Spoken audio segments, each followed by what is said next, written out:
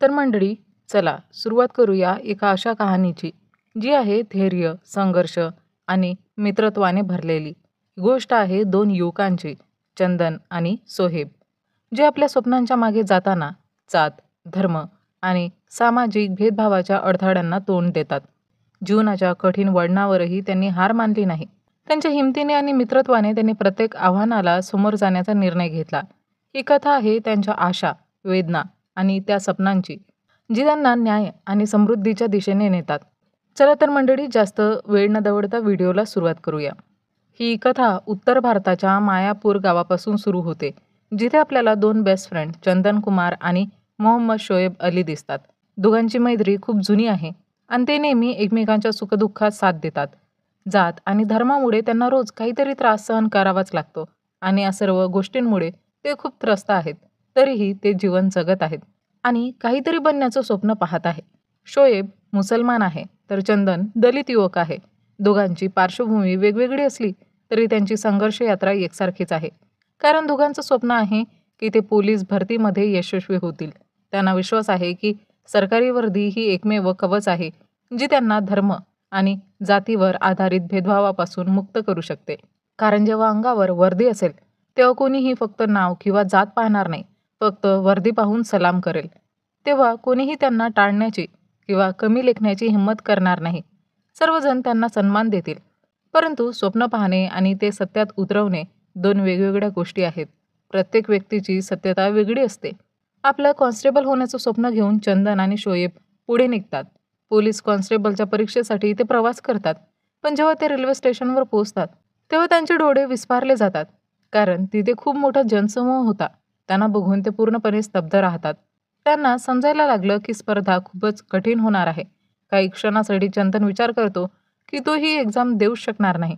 पण सोहेब त्याला आधार देतो आणि याच रेल्वे स्टेशनवर चंदनची भेट सुधा नावाच्या मुलीसोबत होते. आपल्याला कळतं की सुधा देखील एक दलित कुटुंबातील आहे आणि तीही पोलीस कॉन्स्टेबलचा एक्झाम देण्यासाठी येत आहे. त्यामुळे रेल्वे स्टेशनवर चंदन आणि सुधाची छान मैत्री होते. सर्व विद्यार्थी बसलेले असताना एक घोषणा होते की प्लॅटफॉर्म नंबर 1 वर येणारी ट्रेन आता प्लॅटफॉर्म नंबर 2 वर येईल. हे ऐकून सर्व लोक प्लॅटफॉर्म नंबर 2 कडे धावतात. ट्रेन येऊन सर्व विद्यार्थी त्यात चढलेले असतात. चंदन आणि सोहेब पाहतात की ट्रेनमध्ये इतकी गर्दी आहे की त्यांना जागाही सापडत नाही. हे पाहून त्यांना समजतं की ही स्पर्धा म्हणजे एकमेकांशी लढाई आहे आणि यालाच कॉम्पिटिशन म्हणतात. शेवटी एक्झाम दिल्यानंतर ते घरी परततात. काही महिन्यानंतर चंदन पोलीस मुख्यालयात कॉल करतो आणि पोलीस कॉन्स्टेबलच्या निकालाबद्दल विचारतो. पण त्यांना त्याबद्दल काहीच माहिती नसते. चंदन बोलत असतानाच त्याच्या त्या कच्च्या घरातील काही गोष्टी खाली पडतात. आपल्याला कळतं की चंदन कच्च्या घरात राहतो आणि त्याचं स्वप्न आहे की एक दिवस तो पक्कं घर बनवेल. चंदनच्या घरात त्याच्या पालकांशिवाय एक बहीण राहते. पालक रोज मजुरीसाठी जातात.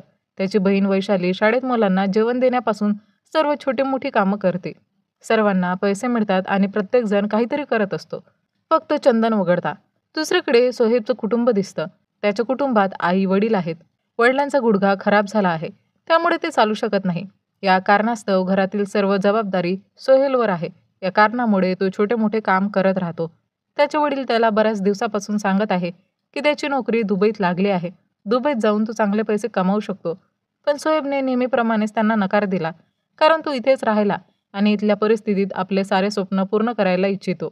काही दिवसानंतर सोहेबची नोकरी एका वॉटर प्युरिफायर कंपनीत लागते, जिथे तो चपराशी म्हणून काम करतो. काही लोक तर असे आहेत जे सोहेबला सांगतात की माझ्या केबिनमध्ये तुला पाणी आणण्याची गरज नाही. शिवाय सोहेबचे आधार कार्ड आणि त्याच्या पालकांचे आधार कार्डही कंपनीत जमा करण्यास सांगितले जातात.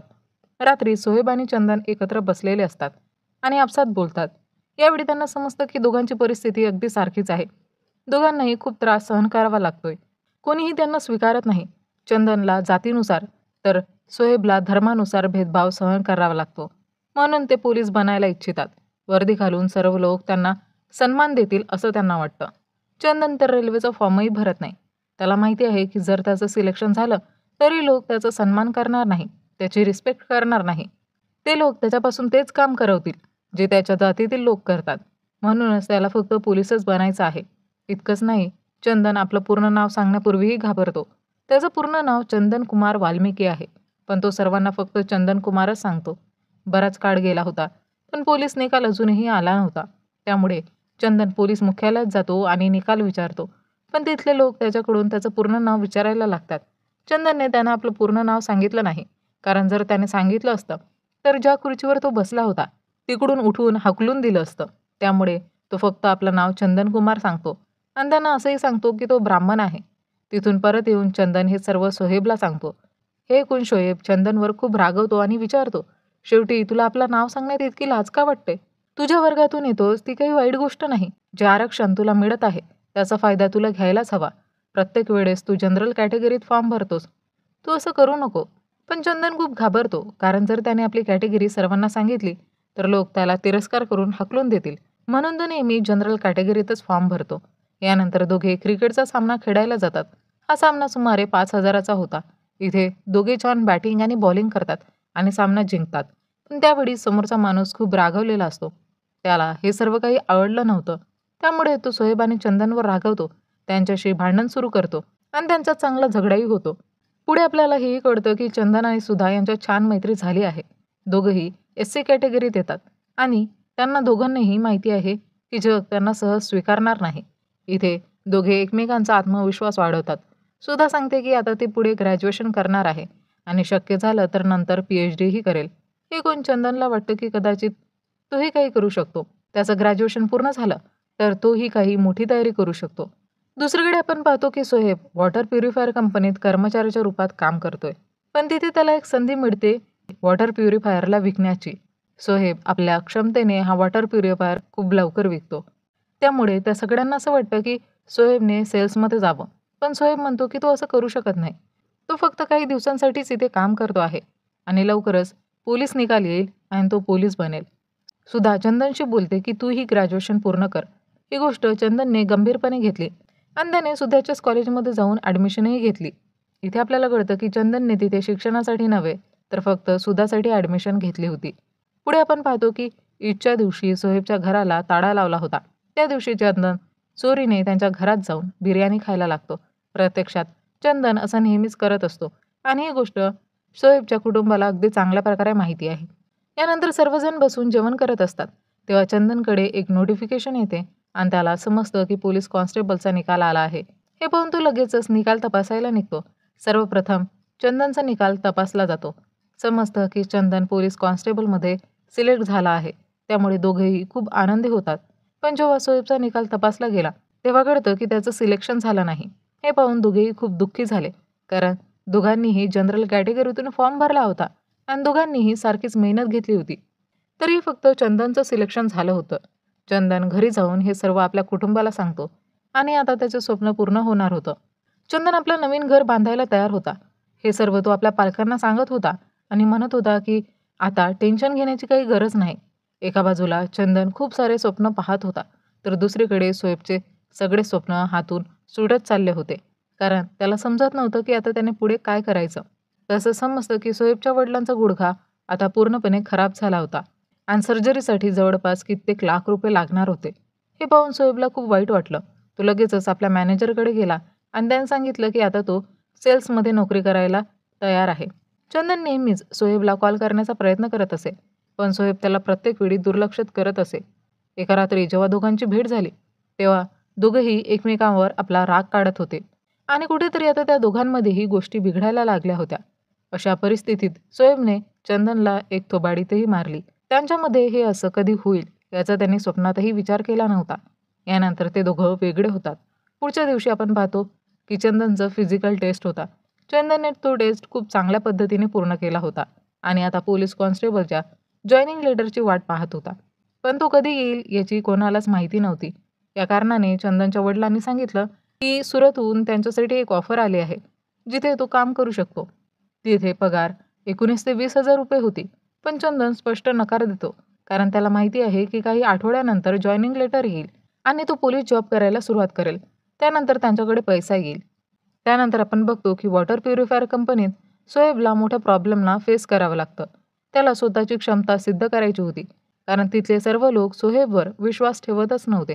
त्यामुळे त्याने काही वॉटर प्युरिफायर चोरी करून विकायला सुरुवात केली आणि एका दिवसात 8 वॉटर प्युरिफायर विकले, जे त्यांच्या कंपनीसाठी रेकॉर्ड होता, कारण एका दिवसात एवढे वॉटर प्युरिफायर कुणीही विकले नव्हते. पण त्याने निवडलेला मार्ग चुकीचा होता. जरी त्याला नोकरी मिळाली होती आणि आता तो सेल्समध्ये काम करणार होता. यानंतर आपण पाहतो की चंदन आपल्या पोलीस कॉन्स्टेबलच्या जॉईनिंगबद्दल सुधाला सांगतो. सुधा हे ऐकून खूप आनंदी झाली आणि सोबतच ती त्याला आपल्या बहिणीच्या लग्नासाठी इन्व्हिटेशन देते. चंदन लग्नात पोहोचतो तेव्हा त्याने सुधाला सांगितलं की आता तो कॉलेजचं शिक्षण चालू ठेवू शकणार नाही, कारण आता तो पोलीस जॉब करणार आहे. ही सर्व गोष्ट सुधाला आवडत नाही. तिला असं वाटलं की कदाचित चंदन कॉलेजमध्ये फक्त तिच्यासाठी आला होता. ही सर्व गोष्ट ऐकून सुधा त्याला सांगते की आजपासून ते दोघं एकमेकांना भेटणार नाही. प्रत्यक्षात दोघं एकमेकांना खूप पसंत करायला लागले होते. बराच काळ गेला, पण पोलीस कॉन्स्टेबलचा जॉईनिंग लेटर चंदनकडे अजूनही नव्हता. त्यामुळे तो पुन्हा एकदा हेडक्वार्टरला जातो. तिथं समजतं की अलीकडे पोलीस कॉन्स्टेबलची भरती पूर्ण झाली आहे, पण ती 6 महिने किंवा 1 वर्षासाठी स्थगित करण्यात आली आहे किंवा यापेक्षा जास्तही वेळ लागू शकतो. हे ऐकून चंदनला खूप वाईट वाटलं, कारण सर्व प्रोसेस कंप्लीट झाली होती. जेव्हा स्वप्न पाहण्याची वेळ आली तेव्हा त्याच्यासोबत असं झालं. त्यामुळे त्याने आपल्या वडिलांना सुरत जाण्याची परवानगी दिली नव्हती, कारण आता तो स्वतःच त्यांचा आधार बनू इच्छित होता. आणि त्याची आई ही किती काळ मेहनत करणार होती. ती चप्पल न घालता मेहनत करते, त्यामुळे तिच्या पायाच्या टाचा नेहमीच फाटलेल्या असायच्या. तो मुळीच इच्छित नाही की त्याच्या घरातल्या कोणीही आता काम करावं. त्यामुळे तो आपल्या घरच्यांना सांगतो की आता कोणालाही काम करायची गरज नाही, कारण सुरत त्याचे वडील नाही तर तो जाईल. सर्व स्वप्न सोडून चंदन कुमार सुरतकडे निघतो, जिथे तो एका कपड्यांच्या कंपनीत नोकरी करायला लागतो आणि त्याला 19 ते 20,000 रुपये मिळत होते. तो खूप चांगल्या पद्धतीने काम करतो आणि मिळालेले पैसे नियमितपणे घरी पाठवतो, कारण त्याला घर बांधायचं होतं. अशा प्रकारे बराच काळ काम केल्यानंतर तो खूप पैसे घरी पाठवू लागला. दुसरीकडे सोहेबची परिस्थिती खूप खराब होत होती, कारण त्याने मेडिकल लोन घेतलं होतं आणि तो आपल्या वडिलांच्या गुडघ्यांचं ऑपरेशन करू इच्छित होता. पण कंपनीचे लोक खूप वाईट वागत होते. ते सोहेबशी नीट वागतही नव्हते. जेव्हा सोहेबच्या बॉसने सर्वांना पार्टी दिली तेव्हा सोहेबही गेला. तिथे इंडिया पाकिस्तानचा सामना चालू होता. सामना भारत जिंकला, पण तिथले लोक पाकिस्तानच्या नावावर सोहेबला चिडवत होते. हे ऐकून सोहेब खूपच रागावला आणि म्हणाला की तो आता ही नोकरी सोडत आहे, कारण आता खूप जास्त लिमिट पार झाली आहे आणि आता तो हे काम करू शकणार नाही. सोहेब आता मोठ्या समस्येत होता, कारण वडिलांच्या गुडघ्यांचं ऑपरेशन करण्यासाठी त्याने मेडिकल लोन घेतलं होतं, पण ते आता तो कसं परतफेड करणार हे त्याला समजत नव्हतं. तो खूप टेन्शनमध्ये होता. शेवटी सोहेब सुरत पोहोचतो, जिथे तो चंदनला भेटतो. तो तिथे पोहोचून सर्वप्रथम खूप रडतो, कारण त्याने खूप मोठी चूक केली होती की तो चंदनपासून दूर गेला होता. तेव्हा चंदन त्याला आधार देतो, शांत करतो आणि म्हणतो ही कंपनी खूप पैसे देते, त्यामुळे तू आजपासून इथेच काम कर. दोघे तिथे राहून नोकरी करण्यास सुरुवात करतात. दोघांनी खूप स्वप्न पाहिली होती, पण त्यांची स्वप्न पूर्ण झाली नाहीत. दोघे आता इथेच राहून काम करायला लागले आणि त्यांच्यासाठी ही मोठी गोष्ट होती की ते दोघं एकत्र आहेत. काही महिन्यानंतर ते सुरतमध्येच राहून काम करतात, खूप पैसे गोळा करतात आणि घरी पाठवतात. काही दिवसांनी सुधा चंदनला भेटायला येते. तिथे पोहोचल्यावर सुधा सर्वप्रथम चंदनकडे माफी मागते. ती म्हणते, मी ज्या सर्व गोष्टी तुला बोलले होते त्या कदाचित मी बोलायच्या नव्हत्या, कारण मला तुझ्या कंडिशनचा थोडाही अंदाज नव्हता. चंदन तिला माफ करतो आणि सुधा त्याला लवकरच घरी येण्यासाठी सांगते. यानंतर आपण पाहतो की सोहेब इथे राहून खूप चांगले पैसे कमावतोय. खूप पैसे कमावल्यावर तो घरी जातो आणि घरी पोहोचल्यावर सर्व मेडिकल लोन फेडतो. अशा प्रकारे त्याचं कुटुंब खूप आनंदी होतं. यानंतर सोहेब परत सुरतला जातो. मग मार्च 2020चा महिना येतो आणि कोरोना व्हायरस जोरात पसरत होता. सर्व लोक खूप घाबरले होते आणि खूप लोकांनी नोकरीही सोडली होती. पण चंदन आणि सोहेबला नोकरी करायची होती आणि त्यानंतर 21 दिवसांचा लॉकडाऊन लागू झाला. त्यामुळे परिस्थिती हळूहळू बिकट होऊ लागली. सर्व नोकरी करणारे लोक त्यांच्या त्यांच्या घराकडे निघाले. काही लोक स्पेशल ट्रेनने जात होते, तर काही बसने. ज्यांच्याकडे साधन नव्हतं ते पायी प्रवास करून 7 ते 15 दिवसात घरी पोहोचत होते. पण सोहेब आणि चंदन ही आशा ठेवून इथे राहत होते की कंपनी पुन्हा सुरू होईल आणि ते परत नोकरी करतील. पण तसं होऊ शकलं नाही. त्यामुळे त्यांनी ठरवलं की आता तेही घरी जातील. पण घरी जाण्यासाठी कोणतंही साधन उपलब्ध नव्हतं. पण घरी तर जायचं होतं, कारण कोरोना व्हायरस फारच वेगाने पसरत होता. लॉकडाऊनच्या काळात त्यांनी एका ट्रकची व्यवस्था केली, ज्यात खूप सारे लोक जात होते. जागा मिळाली नाही, त्यामुळे ते ट्रकच्या वर बसून घरी जाण्यासाठी निघाले. पण चंदनची तब्येत खूपच बिघडू लागली. त्याला थंडी वाजली, म्हणून तो ट्रकच्या आत गेला. पण जेव्हा तो जोराजोरात खोकत होता तेव्हा लोकांना असं वाटलं की चंदनला कोरोना व्हायरस झाला. त्यामुळे त्याला ट्रकमधून ते बाहेर काढतात. जसंच या लोकांनी चंदन आणि सोहेबला ट्रकमधून बाहेर काढलं, तसंच चंदनची परिस्थिती खूपच बिकट झाली. तो व्यवस्थित चालूही शकत नव्हता आणि त्याला खूप तहानही लागली होती. खूप मेहनतीने सोहेबने पाण्याची व्यवस्था केली, पण तरीही चंदनची तब्येत खूपच बिकट झाली होती. त्यामुळे चंदनने दम तोडला. हे पाहून सोहेब खूपच रडला. तरीही सोहेबने चंदनच्या शेवटच्या श्वासापर्यंत त्याची साथ दिली होती. जेव्हा ॲम्ब्युलन्समधून सोहेब चंदनचा मृतदेह घरी घेऊन जात होता, तेव्हा चंदनच्या बॅगमधून सोहेबला काही वस्तू सापडल्या आणि त्याला तिथेच पोलीस कॉन्स्टेबलचा तो फॉर्म सापडला, ज्यावर लिहिलं होतं चंदन कुमार वाल्मिकी. यावरून त्याला समजलं की प्रत्यक्षात चंदन कुमार जनरल कॅटेगरीमधून नाही तर एस सी कॅटेगरीमधून फॉर्म भरत होता. जेव्हा सोहेबने चंदनचा मृतदेह घरी नेला, तेव्हा चंदनचे कुटुंबीय खूप रडले. आई तर खूप जास्त रडली, कारण चंदनने तिच्यासाठी चप्पल आणली होती. हे पाहून ती खूप जास्त दुःखी झाली. त्याच्या कुटुंबाची परिस्थिती खूप बिकट होती. या घटनेच्या काही महिन्यानंतरच चंदनचं पोलीस कॉन्स्टेबलचं जॉईनिंग लेटरही येतं. तर मंडळी, ही होती चंदन आणि सोहेबच्या संघर्षमय प्रवासाची कथा. स्वप्न, मैत्री आणि न्यायासाठीचा लढा. जर तुम्हाला हा व्हिडिओ आणि माझं एक्सप्लेनेशन आवडलं असेल तर लाईक करा, कमेंट करा आणि चॅनलला सबस्क्राईब करायला विसरू नका. चला तर मंडळी, भेटूया लवकरच एका नवीन व्हिडिओमध्ये. तोपर्यंत टाटा, बाय बाय.